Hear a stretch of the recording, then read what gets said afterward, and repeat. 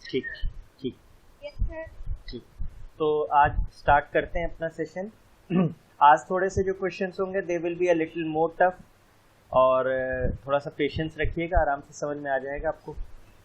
देखिएगा, तो we'll start today's class. We are given that O P Q are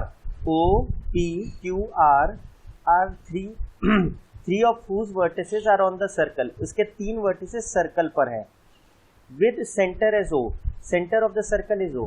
if the area of the rhombus is 32√3 find the radius। now class पहले तो समझिए, rhombus उसने बोला O P Q R rhombus है। तो अगर हम rhombus को प्रॉपर्टीज को याद करें तो प्रॉपर्टीज होती हैं उसके डायगोनल्स 90 डिग्री पे इंटरसेक्ट करते हैं and they bisect each other. ये और ये बराबर होगा। तो इफ वी ड्रॉ, अगर हम यहाँ पे ऐसे ज्वाइन कर दें डायगोनल, तो चेक करिए ये एंगल 90 होगा।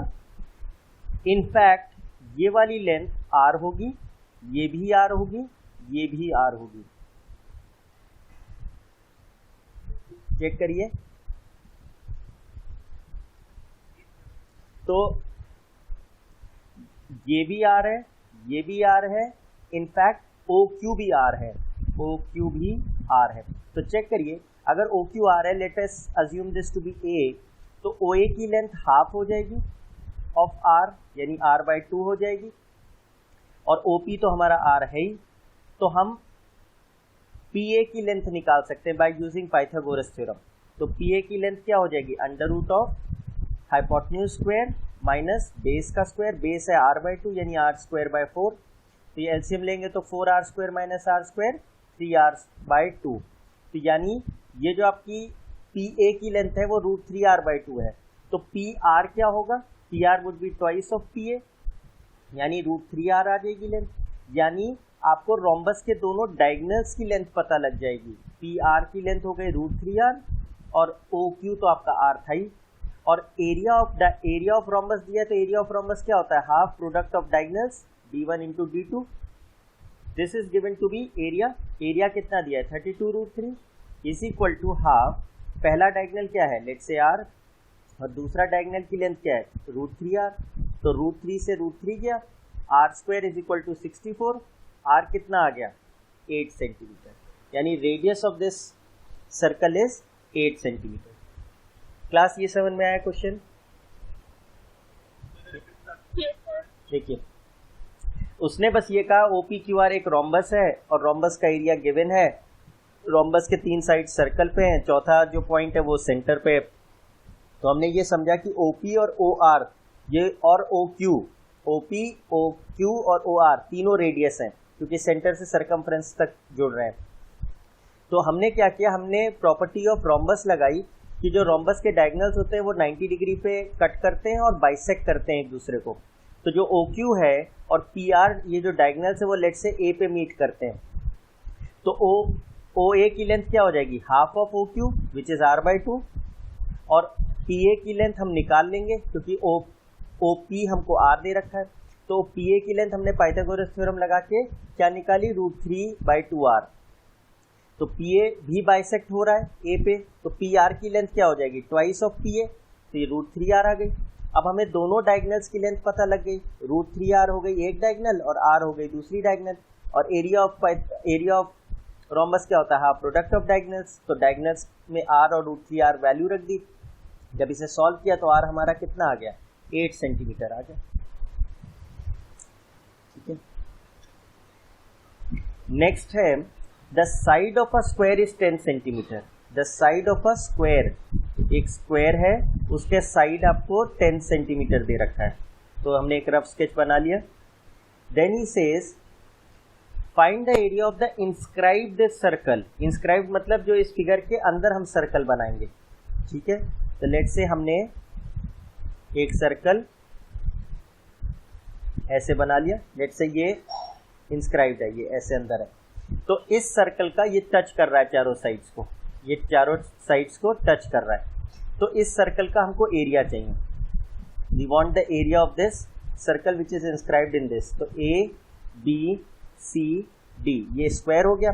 स्क्वायर का साइड 10 है, तो अगर मुझे इस सर्कल का रेडियस मिल जाए तो मैं इसका एरिया निकाल दूंगा। तो कोइंसिडेंटली चेक करिए, हाँ, तो रेडियस आपकी देखिए ये लेंथ है, ये लेंथ होगी, और ये लेंथ क्या है 10 है, ये डायमीटर के बराबर है, this length would be 10 centimetre, और ये डायमीटर ऑफ द सर्कल के बराबर है। तो यानी d equals to 10 centimetre, therefore r आपका 5 हो गया, और area of circle would be simply pi are square, यानी 22 यानी 3.14, 22 नहीं रखेंगे, 3.14 इंटू r इज 5 इंटू 5, तो this gives you 70 and 15 into 5, तो 0 7 5 35, 5 5 25, 3 28, 5 78.5 सेंटीमीटर स्क्वायर। पहला पार्ट तो आपका ये था। सेकेंड पार्ट था the area of the circumscribed circle. अब नाउ दिस इज डिफरेंट, अब हमें उल्टी बात दे दी गई। अब हमको बनाना है एक सर्कल, और उस सर्कल को के अंदर हमारा ये स्क्वायर है, ये हमारा स्क्वायर ये है। सर्कल सर्कमस्क्राइब मतलब बाहर है सर्कल, इंस्क्राइब मतलब सर्कल अंदर है। ये आपका स्क्वायर हो गया। Let's say this is A, this is B, this is C, this is D. अब हमें निकालना है find the area of the circumscribed circle, मतलब ये जो बाहर वाला सर्कल है इसका एरिया। तो अब इसकी भी रेडियस मुझे चाहिए। तो व्हाट वी डू इज, हम अगर इसका ए और सी को ज्वाइन कर दें तो ए और C diagonal of the square हो जाएगा, A C becomes diagonal of square. और एक प्रॉपर्टी हमें सर्कल की पता है, angle in a semi circle is 90 degree. Check करिए, ये तो स्क्वायर का वर्टेक्स है, ये तो 90 होगा, और angle in a semi circle 90 होता है। Angle in a semi circle is 90 degree, और ये 90 डिग्री ही है। इसका मतलब ए सी क्या बन गया, डायमीटर बन गया। Therefore A C becomes the diameter of the circle, और ए सी आपका क्या है, diagonal of the square, it is the diagonal of square. और डायगोनल ऑफ स्क्वायर हमें निकालना आता है पाइथागोरस थ्योरम से। A C square is equal to A B square plus B C square. दोनों की लेंथ 10 है, तो 10 square plus 10 square which is 200। तो ए सी की लेंथ क्या आ गई, दिस इज 10√2 सेंटीमीटर। और 10√2 क्या हो गया, 10√2 तो आपका डायमीटर हो गया ऑफ द सर्कल। तो रेडियस ऑफ द सर्कल क्या हो गया, 10√2/2 विच इज 5√2। और अगर 5√2 रेडियस आ गया तो अब area of the circumscribed circle क्या हो जाएगा, pi are square which is 3.14 into R square. R square आपका कितना हो गया, 25 इंटू 2 50। आर स्क्वायर क्या होगा, 5 5 25 इंटू 2, तो ये आपका आ जाएगा दिस 51 52 157 सेंटीमीटर स्क्वायर। क्लास ये चीज समझ में आई, ये क्वेश्चन। इसमें आपने पहले वाले में ये प्रॉपर्टी लगाई कि जब स्क्वायर बाहर है तो जो स्क्वायर की साइड है वो उसके डायमीटर के बराबर है, और दूसरे क्वेश्चन में आपने ये प्रॉपर्टी लगाई कि angle in a semi circle is 90 degree, therefore diagonal of the square is equal to diameter of the circle. ठीक है, नेक्स्ट क्वेश्चन देखते हैं। अब वो कह रहा है द एरिया ऑफ सर्कल, हाँ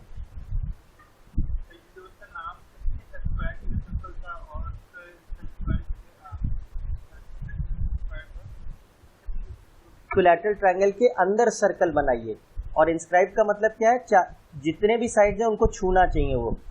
तो ये आपका एक इक्विलैटरल ट्रायंगल है, और इसके अंदर आपने एक सर्कल बनाया है, और इसके अंदर ऐसा बनाया कि सारे साइड्स को छू रहा है वो। लेट्स से दिस, ये छू रहा है तीनों साइड्स को। इंस्क्राइब का मतलब है वो तीनों साइड्स को छूना चाहिए। अगर 4 साइड्स हैं तो चारों साइड्स को छूना चाहिए। अब ये आपका फिगर बना, the area of the circle inscribed in an equilateral triangle. Now this is a very important question. पहली चीज तो आप ये समझिए कि सर्कल तीनों साइड्स को छू रहा है, तो यहाँ सबसे पहली प्रॉपर्टी हम यूज करेंगे, since BC side is touching the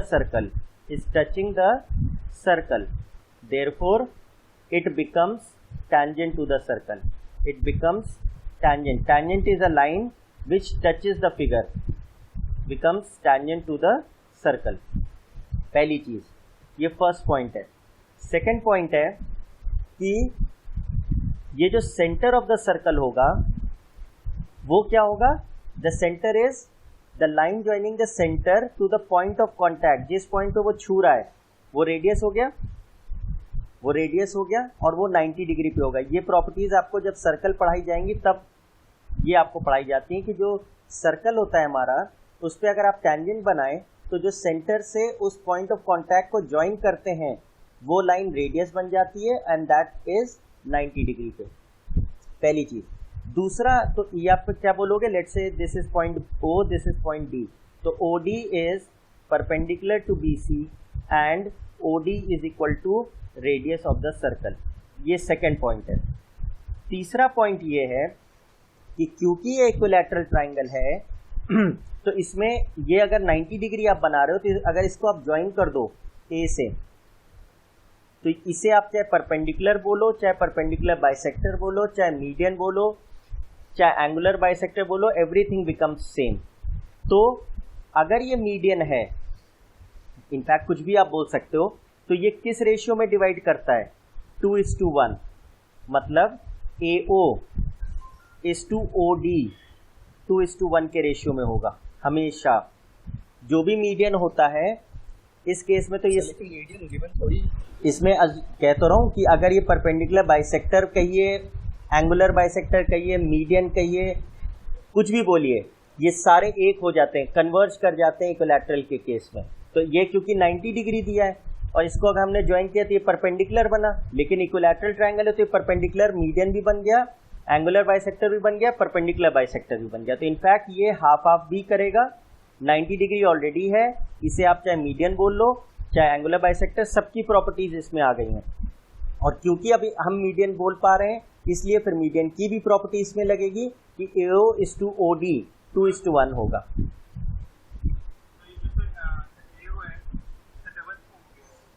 double नहीं हो गया, ये मीडियन की प्रॉपर्टी होती है कि किसी भी ट्राइंगल में अगर आप मीडियन ड्रॉ करें, मीडियन क्या होता है, जो अपोजिट साइड को हाफ हाफ कर देता है, और एक मीडियन आप यहाँ पे ज्वाइन करें तो 3 मीडियंस हो सकते हैं किसी भी ट्राइंगल में, तो ये साइड इसको हाफ हाफ कर देगा, ये मीडियन इसको हाफ हाफ कर देगा।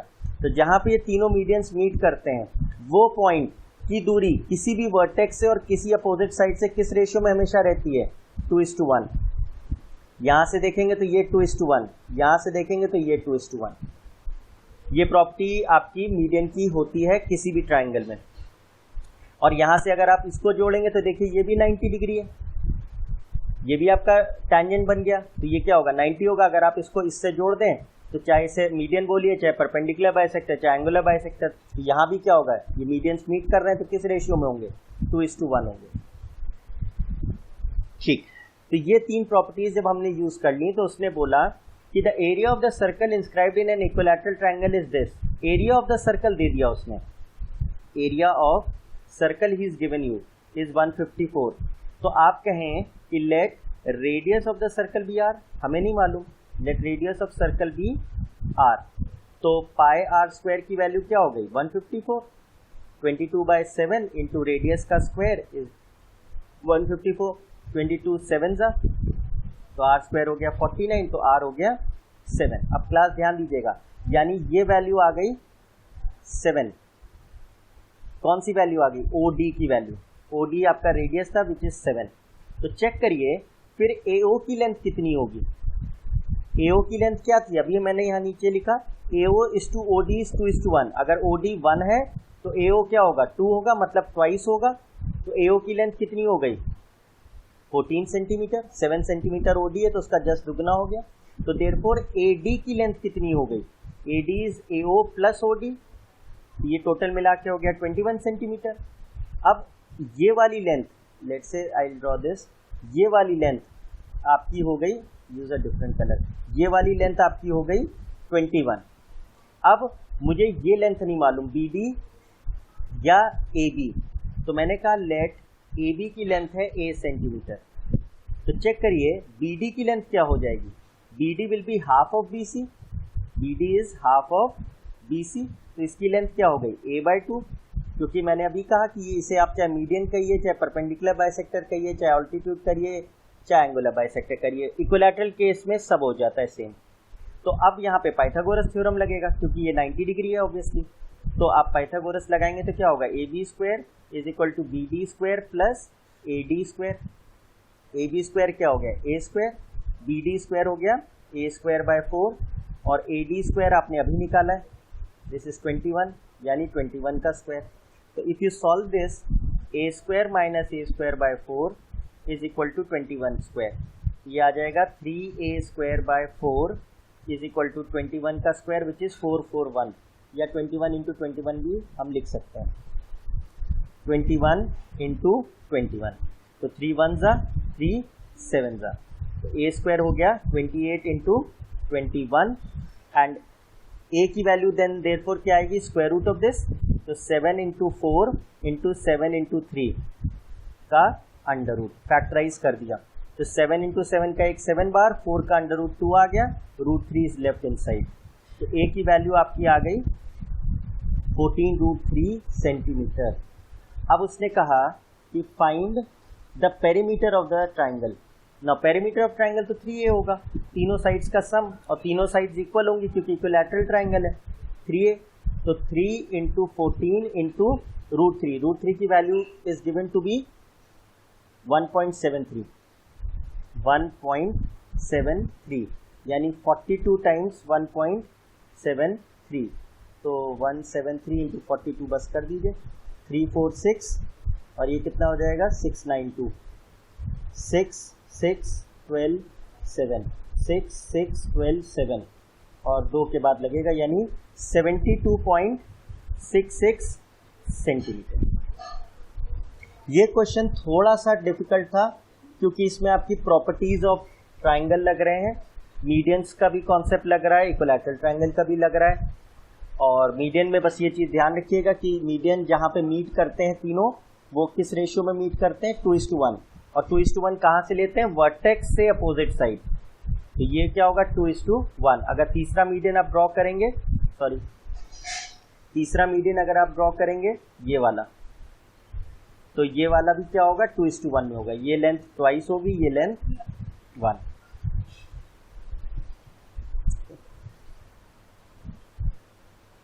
नाउ फोर्थ क्वेश्चन जरा देख लेते हैं कि अब ये क्वेश्चन थोड़े से आसान है।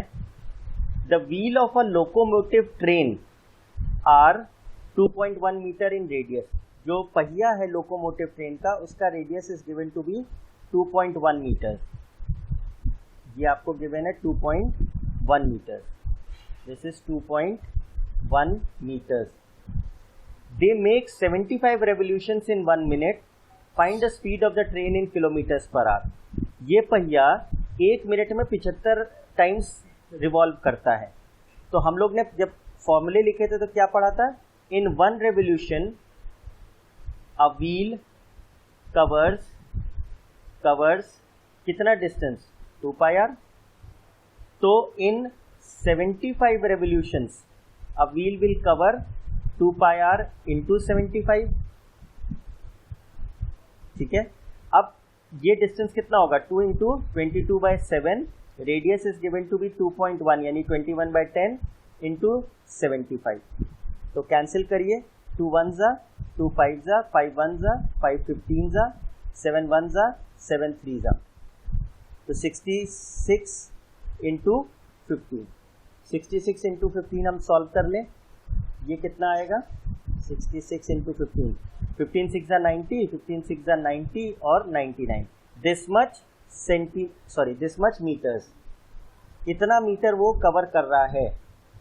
और ये डिस्टेंस वो कितने समय में कवर कर रहा है, 1 मिनट में, क्योंकि 1 मिनट में उसने 75 रेवोल्यूशंस कवर किए थे, हर रेवोल्यूशन में वो 2πr डिस्टेंस ट्रैवल कर रहा है, तो 75 रेवोल्यूशंस में इतना डिस्टेंस ट्रैवल करेगा, पर ये कितनी देर में किया, 1 मिनट में किया, तो स्पीड उसकी क्या हो गई, speed is equal to distance upon time, distance is 990 metres, time क्या है 1 minute which is equal to 60 seconds, तो कैंसिल कर दीजिए, 3 2 जा 3 3 जा, तो यानी 33/2 मीटर पर सेकेंड, पर उन्होंने आंसर मांगा है किलोमीटर पर आवर, तो क्या करूंगा 33/2 इंटू 18/5, और अगर ये नहीं समझ में आता तो ऐसे समझिए, 33 मीटर्स पर सेकेंड है, हमको पता है कि 1000 मीटर्स corresponds to 1 किलोमीटर, तो 1 है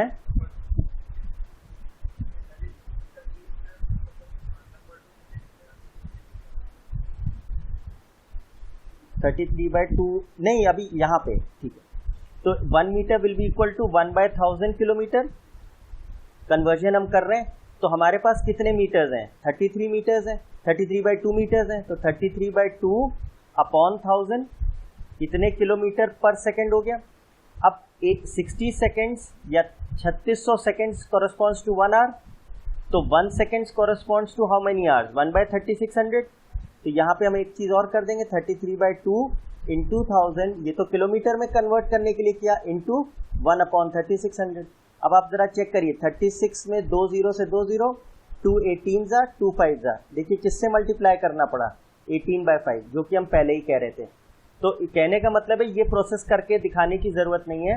रिमेंबर करिए, मीटर पर सेकेंड से किलोमीटर पर आवर में जाना हो तो मल्टीप्लाई कर दीजिए 18/5 से, और रिवर्स करना हो किलोमीटर पर आवर से मीटर पर सेकेंड में जाना हो तो 5/18 से मल्टीप्लाई कर दीजिए।